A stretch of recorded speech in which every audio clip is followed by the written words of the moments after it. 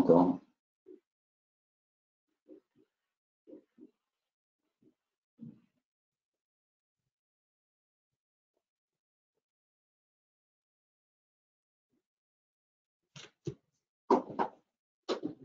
Pardon. Salut Bertrand, excuse-moi, j'ai un peu de Ah, bouchon salut entre Dan. le bureau, le salon, la chambre. C'est un peu le trafic qui était un peu encombré ce matin. Ça va? Mais toi, comment tu vas? Bah écoute, ça va, hein. Je confine, comme tout le monde. Hein. Attends, excuse-moi. Non, non, non. Non, le futur de l'indicatif des verbes du premier degré, je peux pas. Pas maintenant, je peux pas. Non, Pythagore, Thalès et tous ses copains. Non, je peux pas non plus, là, je travaille. Voilà, va voir ton frère. Ouais, pardon. Non, non, je ne regarde pas une vidéo sur YouTube. Je travaille. Dan, J'en peux plus, j'en peux plus. Dan, ta gestion de crise, on verra plus tard, hein. Il y a du monde qui nous attend, là. Tu te Mais pardon, souviens? excusez-moi. Pardon. Eh bien, bonjour à toutes, bonjour à tous, bienvenue dans ce détox. Bertrand vous expliquera un peu le principe. Merci de nous recevoir chez vous, voilà, que vous soyez dans votre bureau, peut-être certains dans votre voiture en nous écoutant par l'audio, dans votre salon, peut-être à cette heure-ci, à l'approche du repas, bientôt dans votre cuisine. En tout cas, merci infiniment et on va essayer de traverser cette crise pendant 1 heure ensemble.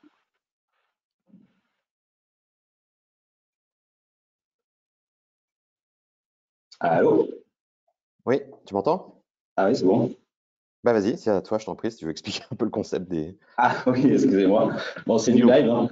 Donc bonjour à tous. Donc bon, déjà je vais me présenter. Je m'appelle pas Accessible Formation Online, mais Bertrand Pigois. Je dirige la société ASCO. Donc on travaille tout ce qui est communication digitale pour les cabinets d'avocats.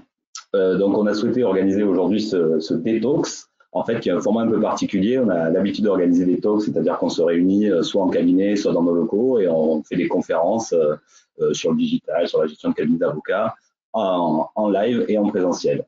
Et nous aussi, on a été obligé un peu de se réinventer pendant cette période, d'où la mise en place des détox, donc pour Digital Talks, où on reproduit le format de ces conférences, mais du coup, par le digital, sujet qui va nous animer pendant une petite heure. D'un point de vue tout à fait pratique, à droite, dans le panneau qui doit s'afficher votre webinar, il y a un petit onglet questions.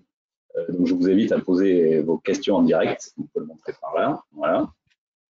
Nous tâcherons d'y répondre en live parce que les talks sont aussi un lieu d'échange. Donc, on va essayer tout de même de conserver cet échange malgré le fait qu'on soit à distance. Donc, n'hésitez pas à poser des questions. Dan ou moi y répondrons en temps réel. Voilà, Bien merci sûr, à vous. on y répondra évidemment. Alors, pour attaquer dans le vif du sujet, sur la communication en période de crise, prenons l'exemple du CNB qui, la semaine dernière, a tiré la sonnette d'alarme en faisant une communication relayée dans les médias sur les conditions auxquelles sont confrontés les avocats, et enfin des difficultés qu'on rencontre et plus, on va dire, de la détresse dans laquelle ils se trouvent. Alors, ça m'a interpellé. À double titre, hein. La première, je me suis posé la question, je me suis dit, est-ce que finalement cette communication a eu un écho favorable et un effet bénéfique? Alors oui, oui, si on regarde du côté de l'exécutif et de la chancellerie qui a réagi dans les 2 jours avec plusieurs dispositifs de soutien. Et je dirais non, non du côté des avocats et de ses clients. Pourquoi?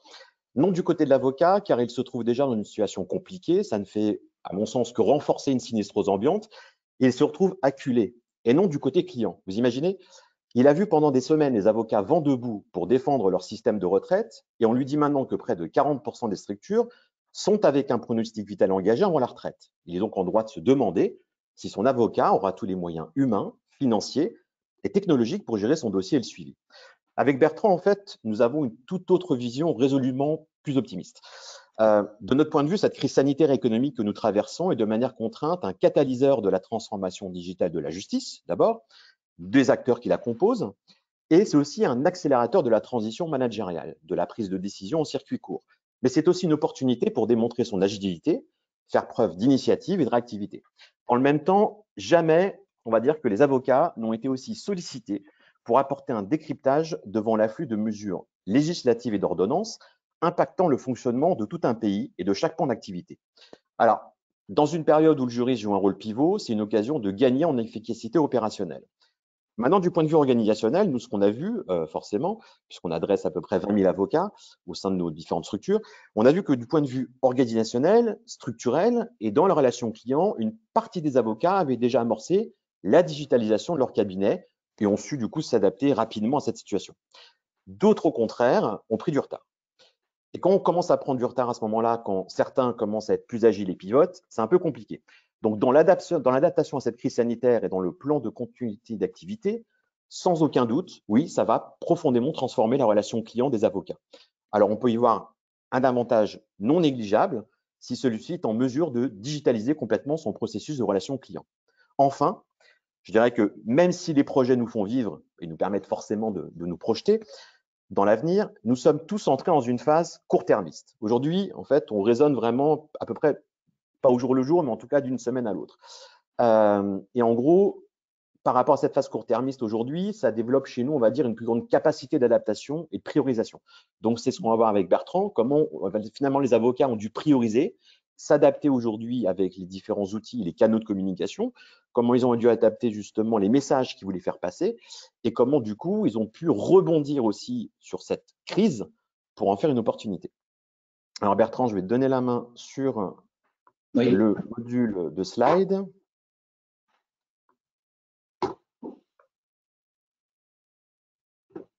Je prends la main. Eh bien, je te la laisse pour l'instant. C'est bon? Voilà. C'est bon. Tac. C'est bon, vous voyez mon écran? Dan, vous voyez mon écran? Parfait. Parfait. Plein écran, enfin en diaporama. Donc,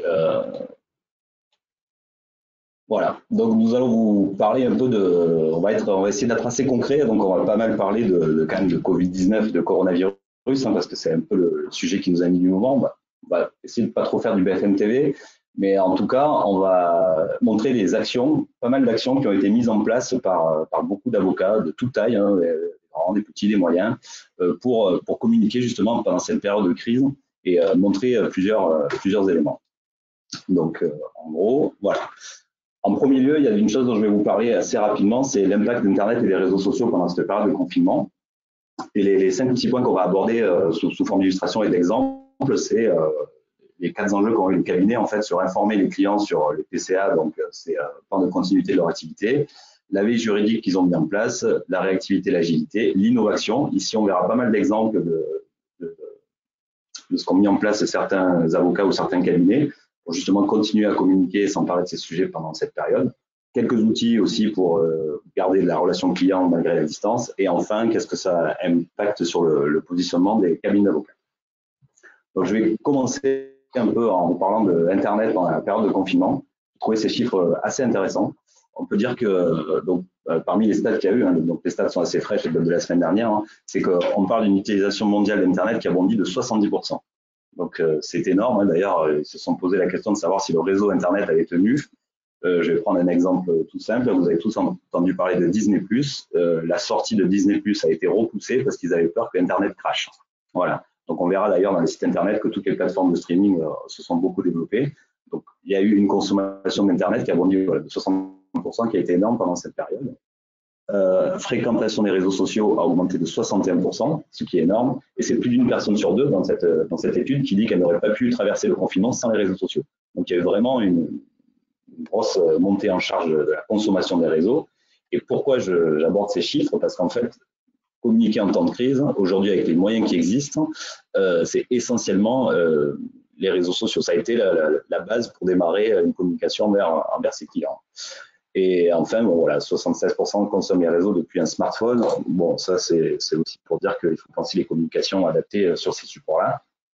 J'avais mis un petit lien que je ne vais pas afficher ici, la Facebook Business, pour les personnes qui administrent des pages Facebook. Dans leur mur Facebook, Facebook a créé un tutoriel pour aider en fait les entreprises à créer des messages spécifiques pendant cette période-là. Donc même les gens du web s'y sont mis.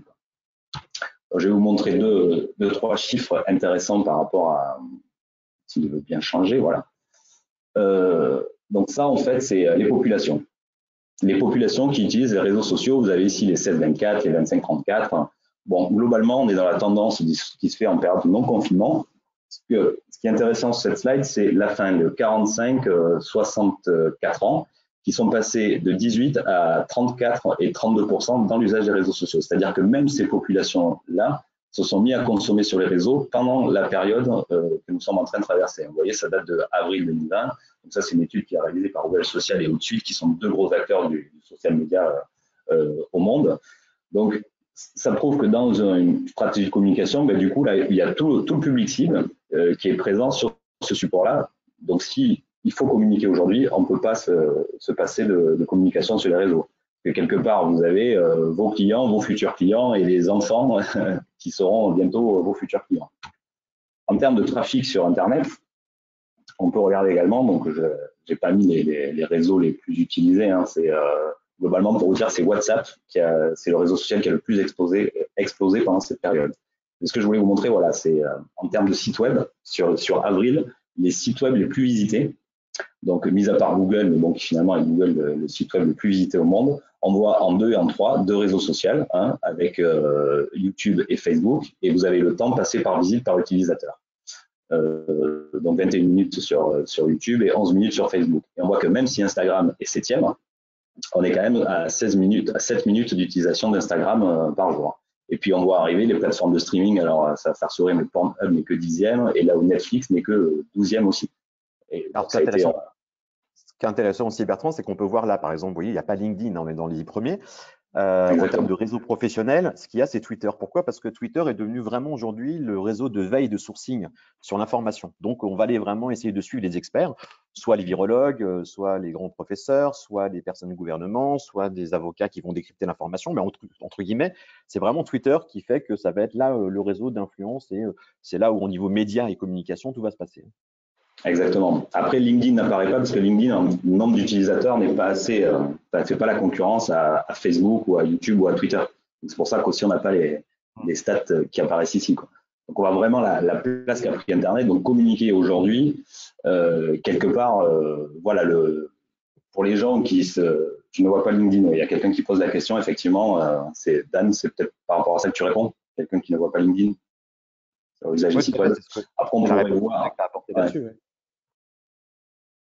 Après, donc, on pourrait voir, vous voyez, WhatsApp, ce que je vous dis. Voilà. Après, on pourrait avoir un détail plus spécifique par réseau, mais là, c'est vraiment le trafic Internet des sites. Hein. Voilà. Donc, d'où l'importance d'être présent sur Internet aujourd'hui. Enfin, je veux dire, quelque part, cette crise sanitaire a fait prendre conscience de l'impact que peut avoir le digital dans la consommation d'Internet. Donc, premier point, communiquer en temps de crise. Je pense que la chose primordiale à faire, et là je vais illustrer par des exemples, hein, ce qui est possible de faire, c'est informer ses clients. Aujourd'hui, ce que nous offre le digital, Internet et les réseaux sociaux, c'est de pouvoir en fait informer ses clients en temps réel sur ce qui se passe. Ce que je disais aujourd'hui, le PCA, le plan de continuité de l'activité. Donc là, je vais vous montrer des exemples concrets. Hein. Donc on a plusieurs choses possibles. Le message sur le site Internet, le post sur les réseaux, les newsletters, message automatique au mail et l'accueil téléphonique. Alors, le message sur les sites Internet, c'est quoi? Ben, ça peut être simplement, j'arrive sur le site d'un cabinet et qu'est-ce que je vois qui s'affiche directement sur la page d'accueil du site Internet? Un message. Alors, bien sûr, un message est parti, voilà. Un message ici. Information Covid, dans des circonstances exceptionnelles, soyez assurés. Voilà, ça c'est un moyen aussi de rassurer vos clients, de leur, ils consultent votre site web et ils voient que déjà le cabinet il a une info qui est actuelle et il indique en fait à son visiteur comment le cabinet s'est organisé pour assurer la continuité de l'activité. Ce qui est rassurant, si moi j'ai un dossier en cours, je me dis bon ok, ils se sont organisés, télétravail, on peut toujours les contacter. Voilà un premier niveau d'information. Ça, c'est pour la partie vraiment site web corporate. Et ensuite, il y a également l'utilisation des réseaux avec des posts relativement personnalisés qu'on peut trouver ici. Donc, si je reprends l'exemple du cabinet Vauban, donc voilà un post sur la page LinkedIn. Hein. Donc, il y a moi, donc globalement, on est au début du confinement. Donc voilà, les équipes de Vauban restent à vos côtés, assurent le maintien de l'activité, etc., avec le lien pour contacter. Voilà. Donc, voilà un canal. Donc là, en plus, typiquement, c'est un post sur LinkedIn, mais qu'on pourrait retrouver sur l'ensemble aussi des réseaux. Donc, on a plusieurs exemples à vous montrer. Donc, ça, c'est LinkedIn. Voilà aussi le cabinet TaxLink que je vous ai montré, où là, clairement, chaque avocat, en plus, a mis en place ce système de prise de rendez-vous en ligne, visioconférence. Donc là, on peut directement contacter l'avocat. Donc, ce qui est rassurant aussi pour le client, et éventuellement le prospect. Il dit, le cabinet est toujours là et s'organise pour suivre son activité. Donc voilà les leviers qu'on a, message sur directement le site internet et ou les réseaux sociaux. D'où la nécessité d'être présent en amont pour déjà avoir une petite communauté et déjà permettre de relayer rapidement cette information. Ensuite, on a donc le post sur les réseaux sociaux, j'en ai parlé, la newsletter. Donc, envoyer un message à ses clients pour leur informer comment on continue à bosser. Hein. Donc, ça, c'est un usage aussi qu'on a vu. Un point aussi important, qui paraît bête, mais c'est la réponse automatique au mail. C'est-à-dire, vous envoyez un mail et la personne à qui vous envoyez un mail, automatiquement, vous faites une réponse. Donc, ça a été relativement bien mis en place partout. Enfin, a priori, les cabinets à qui on écrit, on reçoit à chaque fois des mails, des réponses automatiques de mails en disant ben voilà, le cabinet est actuellement fermé, vous pouvez nous contacter aux heures de secrétariat habituelles, etc. Parce que le mail reste quand même le plus gros vecteur de communication des cabinets. Donc, c'est un bon moyen, en fait, aussi d'informer votre client ou votre prospect de votre activité. Et dernier point auquel on pense aussi, c'est l'accueil téléphonique. En ce sens de soit de mettre en place un répondeur en indiquant sur le répondeur ce qui se passe, ou faire des renvois d'appels, enfin voilà, faire en sorte que tous ces éléments en fait permettent à votre client de quelque part le rassurer, mais surtout lui donner des indications comment il peut vous joindre et comment sera traité son dossier par la suite. Il n'y a rien de plus, à mon avis, anxiogène d'aller sur un site internet d'un prestataire et de voir zéro info par rapport à la situation actuelle et du coup être dans le flou de savoir est-ce qu'il continue à travailler, pas travailler, est-ce que je peux le joindre ou pas le joindre. Voilà. Ça, c'est un des premiers. Je t'en prie. Sachant que sur l'accueil téléphonique, en fait, il y a aussi un facteur super important. Je parlais là en termes du coup d'humain. Il y aura aussi forcément des dommages collatéraux directs dans les cabinets d'avocats, essentiellement sur les fonctions support administratif, puisque c'est là aussi on peut mettre en place les mesures du gouvernement, puisqu'on a des salariés sur le chômage partiel ou sur d'autres mesures. Donc forcément, au niveau de l'accueil téléphonique, ce qu'on peut faire aussi, hormis le renvoi et le transfert d'appels via VoIP ou d'autres outils, c'est de pouvoir à un moment donné avoir recours en flux tendu et de manière occasionnelle aussi à une externalisation de plus en plus ponctuelle, on va dire, sur ce type de service. Voilà. Donc c'est ça aussi, on commence à avoir ça de plus en plus. Exactement. Donc voilà un peu pour ces éléments. Donc ça, c'est le premier niveau, informer ses clients. Une fois qu'on a informé ses clients, qu'est-ce qu'on va faire? On va adapter son contenu et sa veille juridique pour déterminer le fait qu'on se met en veille par rapport à ce qui se passe aujourd'hui sur l'actualité liée au Covid. Donc, on dit adapter son contenu et relayer une actualité juridique pour affirmer son expertise sur une matière de droit ciblé, apporter une information à la fois utile et rapide au client et démontrer que le cabinet est toujours en veille. Pour moi, c'est ce point-là qui est le plus important, c'est-à-dire en maintenant une veille active sur les problématiques de droit liées au coronavirus, Covid-19, etc. C'est aussi une information que le cabinet est toujours en activité, qui se préoccupe toujours de ces problématiques-là. Et en même temps, la marque avocat, qui est quand même une marque crédible vis-à-vis de ses clients, ça permet aussi de rassurer les clients sur le fait que quelque part, ils repartagent aussi, si mon avocat me repartage une info, c'est qu'elle est vraie et je peux lui faire confiance, parce que la marque avocat, tu le diras mieux que moi, un fort indice de confiance. D'accord avec moi? Faut capitaliser, oui, et puis en effet, puis il faut surtout capitaliser sur cette marque-là, sur tout le travail que vous avez entrepris justement pour conférer plus de valeur justement à la marque de votre cabinet d'avocat et à son ADN. Et il y a tellement eu d'infos qui passent que c'est aussi repartager rapidement l'information auprès de son client. Donc on vous montrera tout à l'heure des exemples de veille juridique adaptés. Donc et affirmer son expertise sur une matière de droit ciblé, bien évidemment, en ce moment le droit du travail est beaucoup chahuté, mais il y a beaucoup d'autres domaines. On vous en parlera après. On a recensé les domaines qui pourraient être impactés, justement les opportunités de niche de communiquer sur certains domaines liés à cette actualité. On peut parler également de réactivité et d'agilité.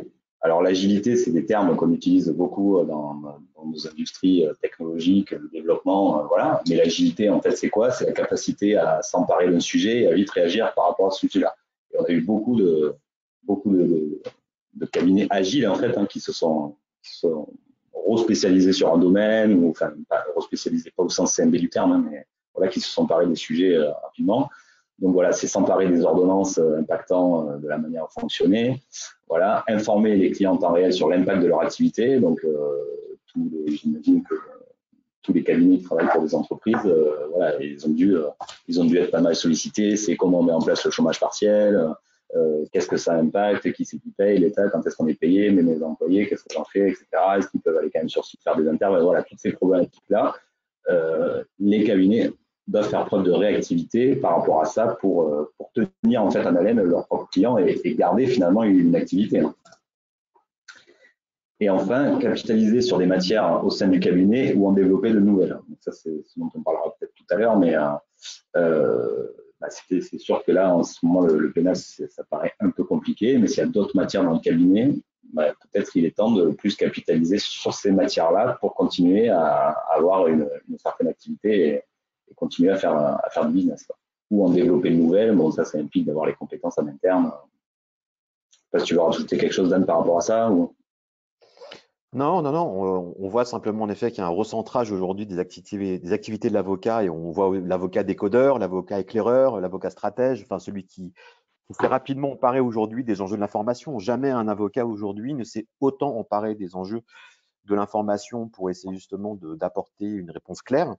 Et notamment à travers différents outils et canaux qu'on va voir plus tard, qui vont permettre justement d'alimenter sa stratégie de contenu derrière et donc de créer ce qu'on appelle de l'inbound marketing et donc de conférer toute la valeur d'une base, on va dire, documentaire et d'information au sein du cabinet. Mais c'est vrai qu'aujourd'hui, on en parlera tout à l'heure, mais on voit, ça va générer beaucoup de nouveaux besoins de droit, évidemment. Il va y avoir une explosion des demandes auprès des avocats. Ça, on va expliquer pourquoi. Donc, moi, je ne me fais pas du tout de soucis sur l'avenir en fait, des avocats. Mais il y a un recentrage aujourd'hui très rapide et il y a un pivotement des avocats, en effet, sur certaines matières. On a recensé à peu près 12 matières aujourd'hui sur lesquelles il y a vraiment énormément d'impact et surtout très connexes. Il y a beaucoup de connexité, de transversalité aujourd'hui dans les matières. Et on le voit bien même au sein des entreprises, auprès des directions juridiques, qui aujourd'hui sont sollicités, les juristes, auprès des RH, auprès des DAF, etc. Parce qu'aujourd'hui, il y a vraiment une notion d'impact d'ordonnance sur plusieurs branches, en fait, sur plusieurs pans. Donc voilà, donc c'est super important. Et toujours pareil, hein, c'est comme Internet, comme dit souvent Bertrand, premier arrivé, premier servi. Les premiers qui arrivent à mettre en place de manière structurée justement une veille réglementaire avec une information, avec un décryptage, avec derrière des webinaires ou de la formation et des podcasts qu'on va développer, oui, c'est une personne qu'on va suivre beaucoup plus aisément. Voilà. Il y avait une question dans le panel, là. Donc Facebook est-il indispensable désormais pour un cabinet d'avocats? Alors, le désormais, si je me permets, je l'enlèverai. Oui, alors moi, ça a toujours été ma position depuis le début. Oui, Facebook, c'est indispensable. Facebook, c'est le réseau social au monde qui a le plus d'utilisateurs actifs. Voilà, c'est environ, je crois, 2,8 milliards d'utilisateurs dans le monde. Donc Facebook, oui. En plus, il y a la dimension qui se référence par Google. Voilà, et les gens, globalement, on utilise encore Facebook aujourd'hui. Ça, c'est une évidence. Donc, il y a LinkedIn pour le pro. On sera plus dans du perso, mais disons que Facebook sera plus pour une communication corporate. D'entreprise, voilà, cabinet, comment mon cabinet s'est organisé pendant cette période, voilà. Mais oui, Facebook, c'est un incontournable. Aujourd'hui, on ne peut pas se passer de Facebook si on veut avoir une communication sur les réseaux sociaux. Ça fait partie du package global. On ne communiquera pas de la même manière, ça pourrait faire l'objet d'un autre webinaire, mais en tout cas, ouais, c'est quelque chose qui est relativement indispensable. Je te laisse regarder, Dan, s'il y a quelques questions qui sont posées auxquelles on n'a pas répondu. Ouais. Je vais continuer sur l'innovation. Voilà. Donc là, l'innovation, on va vous montrer vraiment des exemples de ce qui ont été mis en place par certains cabinets pendant cette période-là. Donc, le legal design, les newsletters, les webinars, ce qu'on est en train de faire, la plateforme collaborative, ça c'est un sujet que je vais vous montrer, Gâteau d'Arcoville, les onglets dédiés et enfin les podcasts. Donc voilà comment certains cabinets se sont organisés pour justement permettre une actualité continue et communiquer en fait en temps de crise et garder le lien avec les clients. Donc si en premier nous parlons de legal design, nous ne pouvons que citer la papesse du legal design, Sagan Avocat, donc qui est Alexandre Sadeferi qui a vraiment fait ça. Donc j'arrive sur son site web, un petit bandeau qui m'explique information emploi salarié coronavirus, en savoir plus.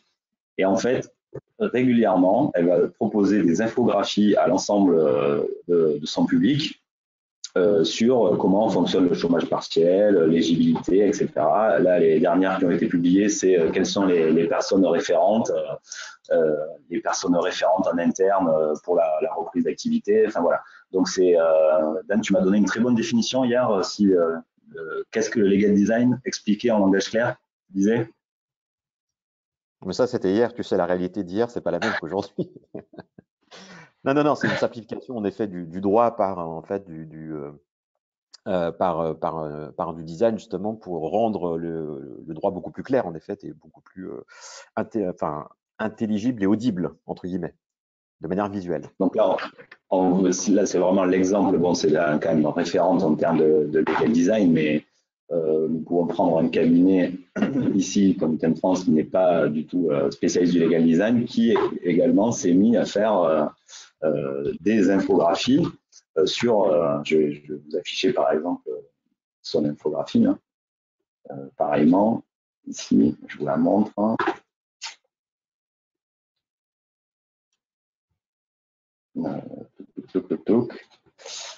Voilà, donc une infographie créée par le cabinet. Ah, non, on n'est pas là.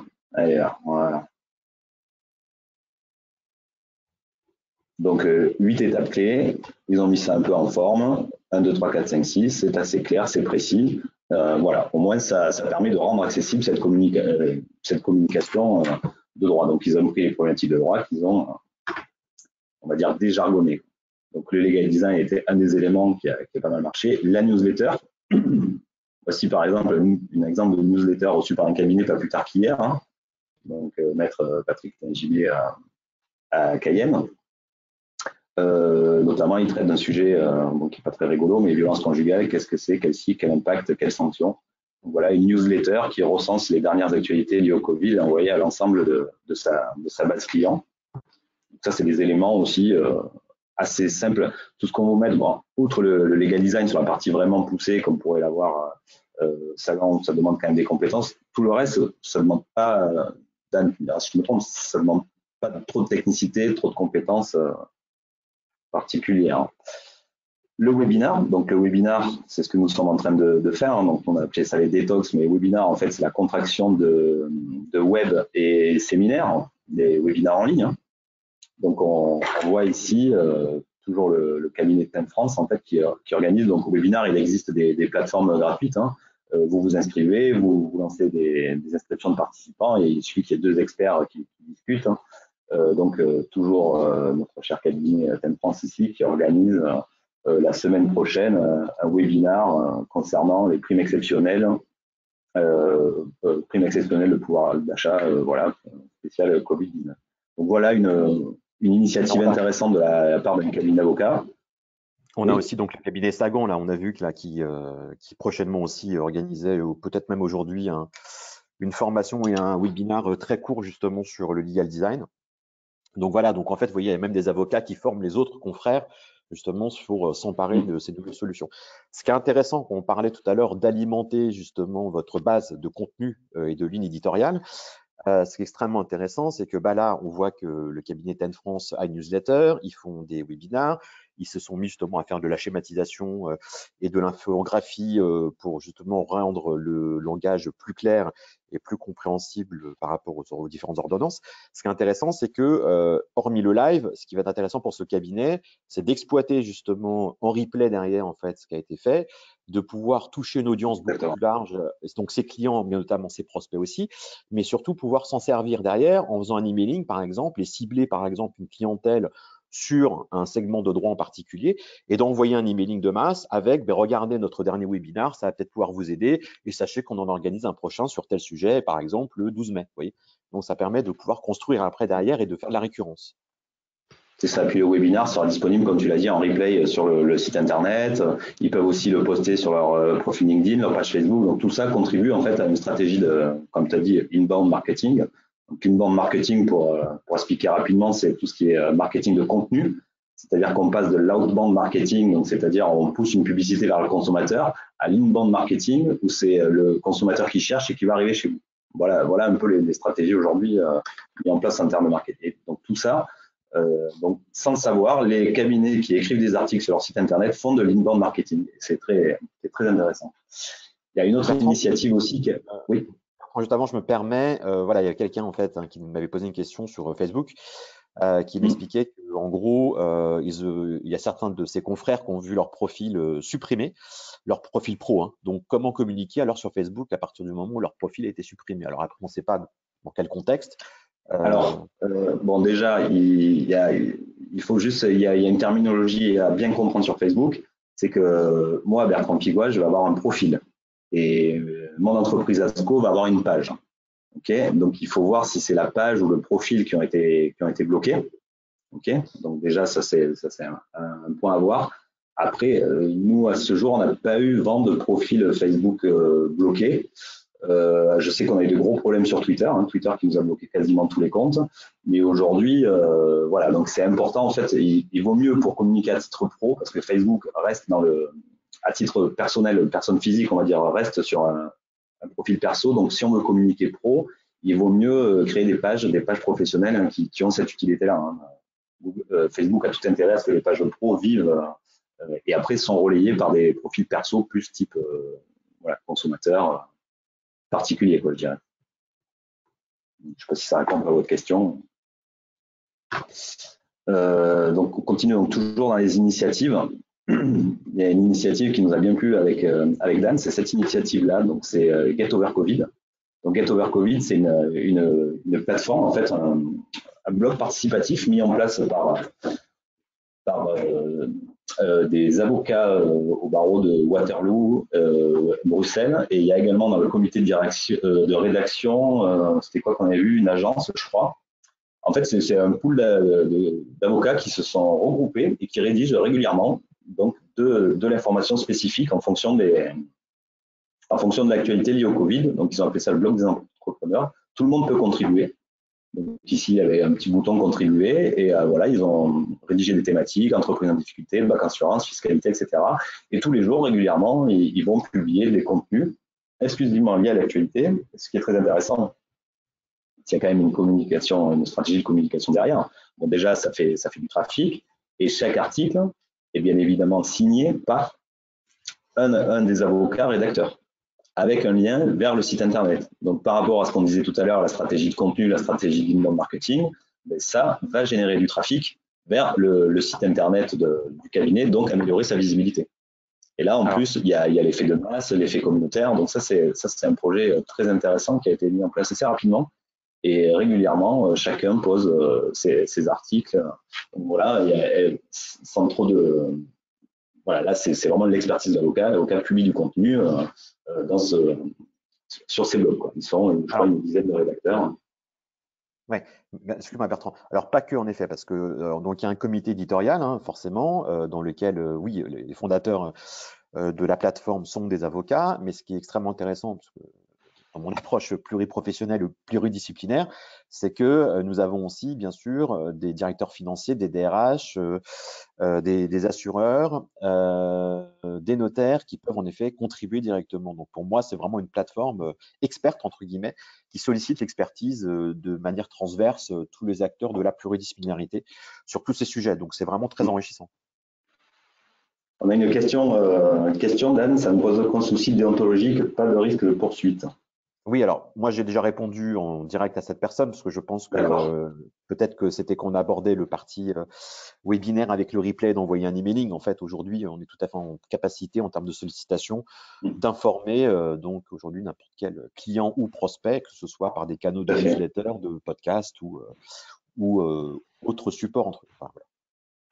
Tout à fait. Il n'y a pas de aujourd'hui, voilà, avec la sollicitation personnalisée. Je ne sais pas si c'est un peu évolué depuis, mais le seul frein aujourd'hui, c'était faire de la sollicitation personnalisée par SMS à des prospects, ce qui n'empêche pas d'envoyer des SMS à vos clients. Voilà. Donc aujourd'hui, non, il n'y a pas de, Ah voilà. Mais tiens, je pense qu'il y avait aussi une question pour le moment. Aucune poursuite et nos barons ont été informés. Je pense voilà, que c'est Maître Gérard Leplat qui a blog. Ouais, d'accord. Voilà. Donc aujourd'hui, il n'y a pas de limite à la communication. C'est ça qui est intéressant justement sur le marché de l'avocat, c'est qu'il n'y a pas de limite entre guillemets. Voilà. Et on voulait juste soulever une dernière, alors qui est qui est moins d'actualité. Enfin bon, là, l'exemple que j'ai, il est pas trop d'actualité, mais on va juste 2 minutes parler des podcasts. Parce que ça devient de plus en plus tendance, les podcasts, en fait. Hein, on est de plus en plus sollicité pour ça. Donc, je ne sais pas si j'ai le lien ici. Dan, tu veux dire un mot sur les podcasts et l'intérêt que ça peut apporter aujourd'hui? Ah ben, c'est devenu au même titre que la stratégie, quand on parlait de contenu, hein, que ce soit aujourd'hui la vidéo avec les conférences en ligne, les formations, les webinaires, ou que ce soit aussi via podcast. Tu peux revenir sur la définition de podcast. Donc, c'est du contenu audio numérique. Il y a une explosion Contenu audio aujourd'hui. numérique. Voilà, il y a une explosion aujourd'hui de ce type d'outils. Il y a déjà 2 personnes, juste avant de mettre ça, il y a 2 personnes aujourd'hui qui ont vraiment contribué aussi à démocratiser le podcast et qui sont très intéressants. C'est le podcast de Fleur d'Avocat et du Vent sous la robe, qui aujourd'hui interroge tous les acteurs du droit, des innovateurs, pour justement qu'ils puissent témoigner aujourd'hui des différentes évolutions. Et beaucoup maintenant, on va vous montrer d'avocats ou de médias s'y mettent. Ouais. C'est des interviews, podcasts. Et ce qui est intéressant, c'est que le podcast, vous pouvez le mettre sur votre site internet. C'est lisible dans les plateformes de type Deezer, sur les smartphones, vous avez une application pour lire les podcasts. Voilà. C'est un format qui monte de plus en plus et qui, je pense, est à exploiter à l'avenir. En plus, on s'affranchit de l'image, ce qui est souvent un peu plus compliqué de parler devant une caméra parce qu'il y a le paraverbal et tout ça, alors que là c'est beaucoup plus, on est beaucoup plus à l'aise, quoi. Donc voilà, le podcast est quelque chose à suivre. L'avantage Oui. du podcast aussi, c'est que forcément, on va pouvoir l'écouter aujourd'hui. Tous ceux qui réalisent des podcasts, on va pouvoir l'écouter sur tout type de médias, de supports et de plateformes. Le Monde du Droit a lancé pendant la période là, du Covid, justement, une page spéciale Covid uniquement à base de podcasts. Et troisièmement aussi, c'est un très très bon moyen de pouvoir justement solliciter ses clients ou même des experts qui ne sont pas vos clients pour les interviewer, vous en tant qu'avocat, et de pouvoir après les mettre sur votre site. Et croyez-moi que les personnes qui sont interviewées vont très vite relayer sur leurs différents réseaux justement le fait qu'ils ont été interviewés dans un podcast.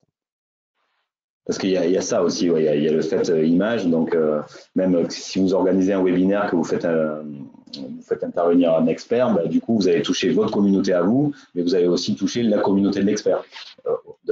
Même si vous faites de la co-rédaction d'un article, vous le partagez par exemple sur vos réseaux sociaux, mais votre co-rédacteur va aussi le partager sur ses réseaux à lui, et du coup vous allez avoir une diffusion beaucoup plus large, donc toucher beaucoup plus de public. Donc c'est intéressant aussi de faire ces co-rédactions-là. Moi, il peut y avoir une problématique de droit qui touche 2 secteurs, hein, et à 2, vous rédigez un article sur cette problématique-là et chacun va la publier sur ses profils. Il suffit que vous ayez 150 relations d'un côté et 200 de l'autre, bah, vous allez toucher 350 personnes d'un coup. C'est aussi ça la force aujourd'hui. Voilà. Donc ça, c'est vrai en période de crise, mais c'est vrai aussi tout le temps. Donc la période de crise est une opportunité, entre guillemets, hein, si vous me permettez l'expression, de s'emparer de certains sujets de droit pour relayer et montrer une activité certaine. Donc voilà, par rapport à ces quelques, donc après il y en a d'autres, hein, mais on peut vous montrer de la veille. Si je voulais vous montrer l'onglet dédié à l'activité Covid. Donc par exemple ici, vous avez un cabinet marseillais. Voilà, bon, j'arrive sur le site internet, hein, et ici, retrouver nos actualités Covid-19, donc c'est clairement affiché, c'est en rouge, ça se voit, mais au moins, voilà, donc je clique ici, et là, je vais avoir tout ce que le cabinet a rédigé, partagé, publié, lié aux actualités. Vous voyez qu'il y a une belle cadence, 23, 20, voilà. Bon, la période aussi est propice en termes de temps, on a un peu plus de temps aujourd'hui, mais voilà. Donc du coup, sur la partie liés à leur domaine d'intervention, hein, sur la partie affaires, construction, etc. Ils ont chaque fois publié du contenu par rapport aux thématiques. Donc, ça revient à ce qu'on disait tout à l'heure, spécialisé la veille. Ils ont chaque fois rédigé du contenu en fonction des thématiques du cabinet. Donc, ça montre bien qu'ils sont toujours dans le thème et qu'ils sont toujours à l'actualité. J'ose espérer que ce bandeau sera retiré un jour. En tout cas, les articles resteront et à terme favorisera le référencement et la visibilité du cabinet sur Internet. Donc, s'emparer de ces sujets pour communiquer maintenant, montrer qu'on existe, mais aussi prévoir l'avenir en termes de visibilité sur le web. Voilà. Donc, voilà pour ces exemples-là. On peut parler rapidement, Dan, si tu veux dire un mot rapidement des outils sur la continuation de l'activité. Donc, il y a aussi été quelques outils sélectionnés par quelques cabinets pour permettre justement de conserver le lien avec le client. maintenant que les clients ont su que le cabinet continue à travailler parce qu'il a bien communiqué, comment ils font pour maîtriser l'activité? Bah, c'est-à-dire qu'en fait, en effet, tous les canaux qu'on a montrés précédemment permettent d'assurer la continuité, le plan de continuité du lien. Moi, j'appelle ça comme ça. Du lien humain, déjà, parce qu'en effet, beaucoup d'avocats nous disent oui, certains utilisent la visio, mais on est beaucoup au téléphone. Et donc, forcément, on est beaucoup avec nos clients parce qu'il y a beaucoup d'humanité aussi derrière. Et ce qui est tout à fait normal et compréhensible. Après, on voit bien que les choses avancent très vite. On voit bien que chez les notaires, en effet, depuis début avril, les notaires peuvent avoir la signature qualifiée pour signer les actes à distance avec la visio. On voit aujourd'hui, justement, avec la reprise des audiences, enfin, qui n'est pas encore là, qu'il y a une réflexion, en effet, d'accélérer la visio au sein des tribunaux. On voit qu'en Suisse, on peut justement, pour désengorger aujourd'hui les procédures en droit civil, mettre en place la signature et la visio pour acter donc les divorces. Voilà, donc il y a, on va dire, un catalyseur de l'accélération donc de la digitalisation de la justice. Pour vous maintenant, évidemment, il y a les outils de communication, mais il y a aussi forcément les outils de maintien de lien avec vos clients, pas qu'avec des prospects et une plus grande communauté. Donc forcément, l'espace client pour y déposer tout de suite les factures, les documents sur lesquels, pour montrer que vous travaillez sur certains dossiers, toujours bien sûr. Les rendez-vous en ligne et la visio qui a explosé de toute façon maintenant. Et le paiement en ligne pour recourir à la trésorerie, évidemment. Et aussi le chat, hein, je crois que tu as un cabinet, Bertrand, que tu connais, Oui, qui a mis en place récemment un chat. tout à fait, qui est ici, voilà. Voilà, ici, donc j'arrive sur le site internet, alors quel que soit le niveau, et hop, ici, je peux directement poser une question. Donc là, ça va être l'heure de déjeuner, donc ils ne sont pas en ligne, mais je peux directement poser une question ici au cabinet en temps réel. Donc derrière, il y a quelqu'un qui répond, en l'occurrence, une assistante de direction qui répond directement en live aux questions. Voilà, c'est aussi un moyen d'avoir une réponse en temps réel. Et effectivement, comme disait Dan, voilà, tout ce qui est outil de visioconférence, je pense qu'aujourd'hui, avec voilà, la visioconférence, vraiment, c'est un outil qui va rentrer dans les mœurs, hein, même si, si depuis 2 mois que nous sommes confinés à l'échelle d'une vie, ça ne représente pas grand-chose. Je pense quand même que l'impact sur le psychologique que ça va avoir sur nous n'est pas neutre, et l'appropriation de tous ces usages-là va quand même perdurer. Je pense qu'aujourd'hui, il existe des moyens de faire de la visioconférence sans dépenser des fortunes, simple à mettre en place et qui touche tout le monde. Et je pense que vos clients ne seront pas choqués dans une semaine, 10 jours, dans 6 mois, si vous leur dites bah, je vais privilégier la visioconférence, hein, parce que peut-être que la personne n'aura pas envie de venir dans une salle d'attente un peu confinée, voilà, faire 3 heures de transport en commun, pas pouvoir se garer. Donc en plus, vous brisez un peu les limites de l'accessibilité quelque part au service de droit. Donc, voilà. Et donc il faut aussi capitaliser là-dessus pour réinventer en fait sa relation client. Ce que nous aussi, entreprises dans le digital, devons faire. Hein. Voilà. Bah, la preuve, hein, c'est qu'on voit qu'il y a encore eu des levées de fonds aujourd'hui qui perdurent hein, dans différents domaines. Bah, pour assurer à distance justement le maintien de ces levées de fonds pour ces entreprises en phase d'accélération, évidemment, on peut réunir bah, peut-être les 3, 4, 5, 6 personnes qui sont à l'origine de l'opération pour pouvoir les faire signer tous à distance, pour pouvoir, lors d'une augmentation de capital, par exemple, débloquer les fonds de la banque. Donc, on voit qu'il y a quand même une activité aussi qui continue à ce niveau-là grâce à la visio et à la signature électronique. Et Ah, il n'y a notamment jamais autant recommandé, on n'a d'innovation. pas parlé, mais aussi à voilà, la lettre recommandée électronique aujourd'hui qui s'est imposée de plus en plus. Hein. Tous les outils existent en tout cas pour continuer à fonctionner. Mais question, comment arriver à gérer tout cela pour un avocat qui travaille seul? Donc, Oui, ça, j'ai c'est une dit à la question personne qu'on. qu'on aborderait ça à la fin pour. Ah d'accord, bon, ok, très bien. Bon, parfait, parfait. Alors, dernier petit point justement sur repenser son positionnement. Hein. Donc, avec un peu tout ce qu'on a vu, voilà, adapter sa veille, etc. Donc, on va avoir voilà, quand on parle de positionnement, en fait, c'est la façon dont on s'adresse à son marché. Hein. C'est ça le positionnement. Quel message on fait passer, ce sur quoi on communique, quelles sont les matières qu'on va privilégier. Donc là, je vais laisser la parole à Dan, mais voilà les points plus ou moins qu'on va revoir sur notre offre de droit. Hein, on en a parlé, se respécialiser sur la matière, privilégier des matières, savoir repenser sa stratégie, comment j'adresse mes clients, ce sur quoi je communique, repenser sa relation client, on en a parlé, et anticiper les nouveaux usages et les nouvelles problématiques de droit. Je crois que là, on a listé les matières qui pourraient être, selon nous, hein, attention, nous ne sommes pas avocats, mais on connaît un petit peu le métier, les matières de droit qui pourraient être impactées et revoir sur notre droit, c'est intéressant. Dan, tu peux nous dire un mot sur ces matières Déjà, en fait, quelques exemples. Aujourd'hui, ouais, il y a plein de matières en fait qui vont soulever forcément des problématiques contentieuses, qui vont soulever des problématiques avec des questionnements de beaucoup de personnes, parce qu'aujourd'hui, même si le plan était présenté à l'Assemblée nationale, c'est encore le flou, c'est-à-dire que rien n'a été, entre guillemets, il n'y a pas aucun texte qui est sorti, donc tout le monde aujourd'hui se base sur des prévisions. Et aussi, on parle beaucoup justement au niveau des libertés fondamentales, comment on va pouvoir justement mettre un cadre juridique derrière sur le fait de pénaliser la sortie d'une région par rapport à une autre ou par rapport à une distance en termes de kilomètres. Donc, il y a vraiment beaucoup de questions qui se posent déjà là-dessus. Vous avez toutes les problématiques aujourd'hui en droit du tourisme. Sur les compagnies aériennes, on voit bien que UFC Que Choisir a signé justement 13 compagnies aériennes pour leur demander de rembourser leurs clients et non pas, pour être conforme à l'Union européenne et non pas de proposer des avoirs systématiquement, mais on sait très bien que ça va être, on va dire, très compliqué pour ces acteurs-là, même s'ils ont une assise financière, s'ils doivent rembourser tout le monde. On a vu des problématiques dans le domaine du spectacle par rapport à l'annulation de tournées ou de promotions, de concerts. Donc, c'est très problématique aussi pour les intermittents. On voit toutes les problématiques aujourd'hui liées au droit de la santé, avec les essais, avec les personnes les maires justement et les préfets qui ne veulent pas prendre de risques avec les directeurs d'école et de peur de se faire attaquer par des parents dans le cadre d'une contamination pendant une ouverture. Donc en gros, vous avez quand même à peu près aujourd'hui 12 matières. On a vu qu'il y a une ordonnance qui est passée, je crois, il y a 1 ou 2 jours au niveau des baux commerciaux. On va dire qu'il y a énormément de secteurs qui sont touchés aujourd'hui. Et donc, ces secteurs-là, ça va être quoi? En gros, on va dire que vous allez être obligé aujourd'hui de refaire un audit des contrats que vous avez, de les réviser, de réviser les clauses, d'y apporter des nouvelles mentions, de pouvoir peut-être d'y ajouter une clause justement pour cas de force majeure ou une clause sanitaire. Enfin, je veux dire, aujourd'hui, le travail du juriste et l'avocat, il est mais monstrueux. Alors, ce que je veux dire par là, moi, sur le positionnement et tout, c'est aujourd'hui, l'avocat considère trop, à mon sens, que sa facturation est liée à un rendez-vous physique ou à une audience.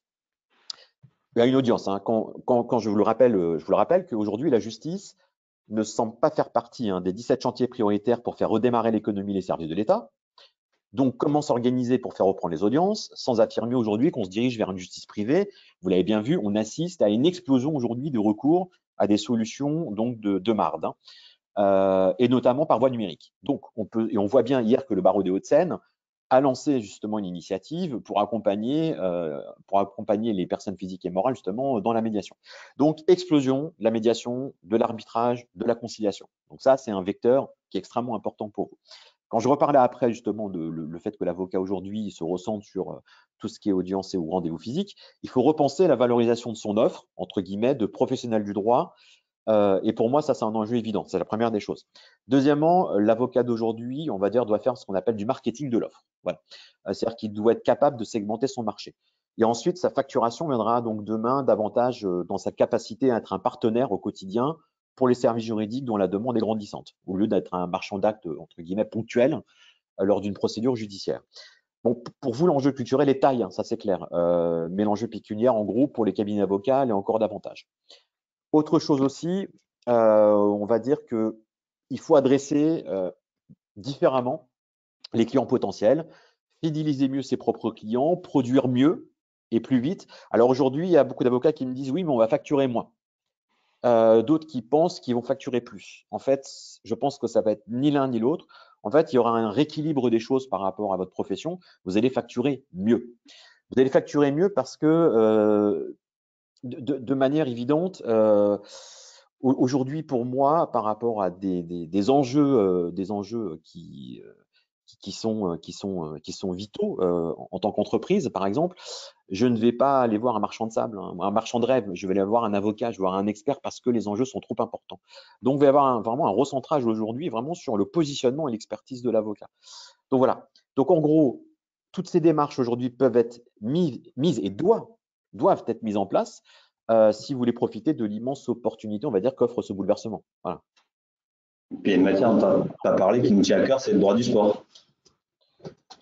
Voilà. Avec toutes les compétitions annulées, les les tournois de nos enfants, qu'est-ce que vont devenir les licenciés, etc. Donc voilà, donc, tout ça en fait pour dire que voilà, il y a aussi une opportunité dans cette période-là. C'est les entreprises qui savent aussi s'adapter et voilà, qui seront sur l'avenir. Donc il y a vraiment communiquer en temps de crise, c'est aussi s'emparer de ce qui se passe et de se l'approprier pour proposer une nouvelle offre ou une nouvelle façon d'aborder son marché. Ben, et oui, et puis repenser son offre, parce que je reviens encore au judiciaire. La chose est la suivante, c'est que comme je vous ai dit en préambule, il y a des avocats qui en fait étaient déjà structurés, organisés, digitalisés avec des outils numériques quand allez, près de 50% de la profession ne l'était pas. Les notaires ont été extrêmement vite aujourd'hui sur la gestion, sur le management à distance des équipes. Pourquoi? Parce que le numérique a permis finalement de faire émerger des talents au sein des structures, puisque avec la distanciation, on va dire, des équipes, ça a permis d'impliquer tout le monde et de faire émerger et libérer l'inventivité et la créativité des équipes. C'est-à-dire qu'en termes de prise d'initiative, finalement, il faut prendre des décisions extrêmement rapidement aujourd'hui parce qu'on est dans une version court-termiste, comme je vous ai dit. Pour des cabinets, on va dire, où vous avez plusieurs personnes au sein du cabinet, ce qui est intéressant, c'est que finalement, vous allez responsabiliser et donner plus d'autonomie aux équipes. Donc ça, c'est extrêmement important et gratifiant pour celles-ci. Donc voilà, donc il y a vraiment aussi tout un pan de transition managériale qui est en train de se mettre en place. Les notaires l'ont très vite opéré parce que forcément, comme je vous ai dit, ils avaient des outils, puis ils ont vraiment fait le forcing aussi sur des solutions pour avoir une continuité d'activité. La preuve, c'est que je connais beaucoup d'avocats mandataires en transactions immobilières qui m'ont sollicité pour savoir quels étaient les notaires dans la structure Genapi, qui c'est leur système de gestion, qui avait mis en place justement la signature qualifiée pour essayer de maintenir justement la transaction des ventes immobilières. Donc, vous voyez, donc finalement, ça permet aussi aux professions de se rapprocher. Donc voilà, donc en gros, aujourd'hui, il y a tout ce pan d'avocats qui n'avait pas anticipé, on ne peut pas anticiper, mais qui n'avait pas anticipé lui-même sa transformation déjà, hormis le Covid, et qui du coup se retrouve en difficulté parce que forcément, à chaque fois, il faut qu'il rattrape un temps de retard. Voilà, et c'est compliqué. Et comme la personne nous disait tout à l'heure, oui, mais comment je fais quand je suis seul? Bertrand, justement, je pense qu'aujourd'hui, tu connais aussi beaucoup de structures qui sont des monostructures et qui arrivent justement au contraire à être très agiles et à mettre en place ces outils sans un investissement dingue non plus, quoi. D'ailleurs, on a une question qui, voilà, c'est angoissant entre guillemets pour un cabinet de province. Alors, il n'y a pas dans les exemples qu'on vous a donnés, il y a de tout. Il y a du parisien, du provincial, il y a vraiment tout type de structure. Alors oui, ça peut paraître angoissant, mais c'est à mettre en place. Il y a des choses pas très complexes à mettre en place qui ne demandent pas un gros investissement financier, pas un gros investissement en temps. Pour répondre à votre question, je vais vous prendre un exemple concret. Un cabinet avec qui on devait travailler et qui, le 15 mars, a dit, vu la situation, on ne va pas y aller. Ok, bon, pas de souci. Ce même cabinet, donc c'est deux avocats qui font de la propriété intellectuelle, nous a appelé il y a une semaine, catastrophé entre guillemets. Il faut qu'on communique auprès de nos clients. On n'a rien. Il faut que nos clients sachent qu'on est là. En plus, ils font de la propriété intellectuelle, qui n'est pas la priorité des directions juridiques aujourd'hui. Donc, il faut que nos clients nous voient, comment on peut faire, etc. Pas de présence sur les réseaux, etc. Donc, première chose qu'on a faite, on est allé sur LinkedIn. On a développé en tout premier un compte LinkedIn avec des propositions de contenu. Donc, voilà un peu pour démarrer. Aujourd'hui, c'est le minimum, on va dire, vital, si vous voulez exister en tout cas, c'est travailler sur LinkedIn. Déjà, c'est la base et ça, c'est pas très complexe. Après, il existe des agences comme les nôtres qui peuvent vous accompagner, bien évidemment. Il y a différents niveaux de tarifs parce que prestations. Mais voilà. Donc, pour démarrer, au moins, c'est penser présence digitale. Bon, le point d'entrée, c'est quoi? C'est je suis avocat, il faut que j'ai un profil LinkedIn à jour avec des relations et que je poste assez régulièrement des infos concernant mes matières. Voilà. Ça, déjà, aujourd'hui, vous ne pouvez pas passer à côté. Et puis après, bon, il faut monter plus ou moins crescendo, quoi. Voilà. Donc, il y a un minimum à… Oui, pour répondre, il faut savoir que cette crise économique et sanitaire que nous traversons n'est pas une crise Paris ni province. C'est une crise, je pense, au niveau mondial. C'est la première fois d'ailleurs. Et qu'aujourd'hui, les initiatives viennent de partout. Et aussi l'adaptabilité aussi. C'est ça qui est extrêmement intéressant. Par rapport à ça, il faut savoir qu'au contraire, quand vous êtes dans un barreau en province où finalement, vous êtes peut-être moins que sur les 30 000, on va dire 29 ou 30 000 à Paris, c'est beaucoup plus facile justement de se positionner sur quelques matières et faire en sorte que dans sa région, dans son barreau et même au-delà, on puisse être suivi sur ces problématiques. Vous voyez. Donc en fait, les gens s'en moquent parce qu'aujourd'hui, justement, il n'y a plus de frontières grâce au numérique. On a bien vu que avec justement l'explosion de la digitalisation, des réseaux sociaux, d'Internet, forcément aujourd'hui, on va trouver l'info où elle est. Et peu importe, il n'y a pas une question de régionalité. Voilà.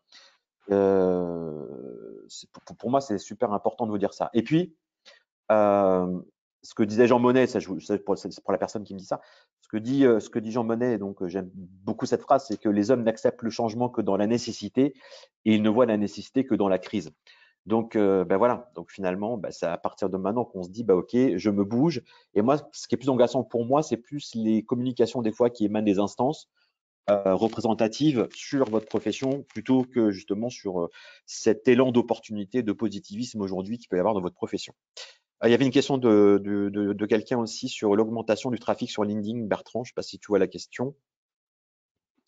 Ce que je vois la question, tu peux me la poser? Oui. Alors, bien sûr, bonjour Bertrand. J'ai une question de Madame de E qui me dit, compte tenu de l'augmentation du trafic sur LinkedIn et Facebook et du nombre de publications, comment faire en sorte que nos publications ne soient pas noyées dans le flux de publications et qu'elles soient vues par un plus grand nombre?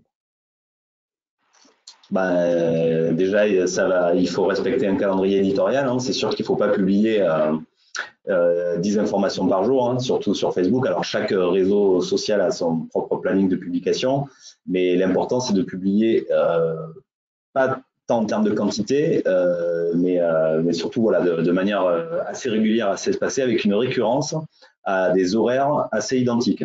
De sorte que si votre audience vous voit publier, je dis n'importe quoi, le mardi midi, elle sait que le mardi midi, votre audience, elle aura l'article de votre nom. Voilà un moyen aussi de se différencier. Et ensuite, toute la stratégie de gagner de l'audience, c'est bien évidemment de partager à la fois du contenu d'autres personnes.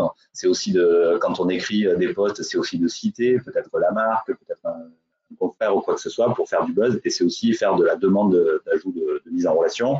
On a deux axes, hein. Sur LinkedIn, par exemple, vous voulez cibler toutes les directions juridiques, par exemple, voilà, donc tous les directeurs juridiques. LinkedIn, aujourd'hui, c'est un des plus grands CRM ouverts, donc c'est-à-dire que j'ai la possibilité de faire un filtre, de savoir tous les directeurs juridiques. Donc après, je vais faire des demandes de mise en relation via LinkedIn. Sur Twitter, ça va plus être du recrutement, entre guillemets, d'entreprises. Quasiment toutes les boîtes ont un compte Twitter. Je vais suivre. Donc sur Twitter, on suit, c'est ça la terminologie. Et on parle de 40% de réciprocité. C'est-à-dire, vous allez suivre 100 comptes sur Twitter, vous avez 40 personnes, 40 comptes qui vont vous suivre de manière réciproque. Et après, chaque fois que vous allez poster du contenu, ces 40 comptes-là, ils vont vous voir. Et il suffit qu'ils retweetent une fois votre information et que ce compte-là est sans abonnés, votre publication est vue par 100 personnes, etc., etc. Donc, une stratégie sociale, c'est quand même une stratégie qui est longue à mettre en place pour avoir un fort trafic et une forte notoriété. Mais voilà, il y a deux axes. C'est la régularité de publication des posts avec un contenu plus ou moins original et la stratégie d'acquisition. Voilà. Il faut, si vous vous lancez là-dedans, donc après, il y a des boîtes qui accompagnent encore une fois, mais bon, c'est à mettre en place une stratégie il faut travailler au moins 1 an sur une vraie stratégie sociale à cadence. C'est pas en 3 mois que vous allez faire des milliards de vues. Voilà. Bon, après, on peut faire aussi ce qu'on appelle le post sponsorisé, hein, donc de la publicité, hein, clairement, sur les réseaux sociaux. Il y a d'autres choses à mettre en place, mais voilà.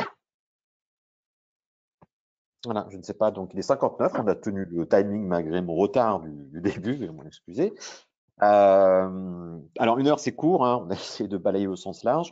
On va bien sûr vous envoyer le support, hein, puisqu'on m'avait aussi posé la question. Voilà, mais sachez que, bon, vous avez bien compris qu'aujourd'hui, sur la vision court-termiste, Bertrand nous parle de bâtir une stratégie justement sur plusieurs mois. Je pense aussi qu'aujourd'hui, votre stratégie doit être bâtie extrêmement, tout va très vite. Donc aujourd'hui, tout peut aller extrêmement rapidement, pardon, à partir du moment où vous allez vous emparer des ordonnances, des demandes, d'être disponible pour votre client, être réactif, anticiper demain. Quand je dis anticiper demain, c'est qu'on sait que là, il y a les vacances judiciaires. les vacances judiciaires, c'était pas des vacances avant, mais il n'y avait pas de judiciaire entre guillemets. La reprise va être encore pour après. Donc c'est je pense que c'est le bon moment aussi, même si beaucoup d'entre vous, je pense, réfléchissent et se recentrent sur votre vie privée, personnelle justement, et sur cet équilibre et cet épanouissement vie professionnelle et vie privée. Beaucoup de gens disent que les avocats vont quitter la profession, pas forcément pour être juriste, mais parce qu'il y a un recentrage sur soi aujourd'hui, sur son activité. Mais je pense que c'est le bon moment, évidemment, aujourd'hui, pour aussi faire une distanciation des outils digitaux. Hein. Je pense que c'est important aussi. Et de pouvoir voilà, prendre du temps pour soi, pour essayer d'aborder une réflexion, finalement, sur ce changement qui est opéré de manière contrainte. Voilà. Et Et je donc, dirais au lieu même, voilà. je dirais même, ne serait-ce que communiquer avec ses clients déjà existants avant d'aller en chercher d'autres. Exactement. Bon. Dites-leur où est-ce que vous en êtes, qu'est-ce que vous faites et comment vous le faites. Et je pense que déjà, voilà, informer vos clients. Point du slide. Voilà. En tout cas, on vous remercie infiniment. Merci On pour vous dit à très l'expérience. vite. On aura un replay, hein, bien sûr. Comme ça, vous pourrez revoir les meilleurs passages. Et puis, on va vous tenir informé parce qu'on a pas mal, en effet, de webinars qui sont en place aujourd'hui. Et notamment, on en a un à 18h, à 17h, si ça vous intéresse, avec les directions juridiques. Et notamment aussi avec un directeur juridique au Québec. Donc, c'est intéressant d'avoir la vision à l'international de comment ça se passe là-bas. Merci à tous. Excellent après-midi. Merci à tous et au plaisir de vous revoir peut-être en physique pour faire un petit cocktail en suivant. Au Bonne fin revoir. de journée. Merci beaucoup.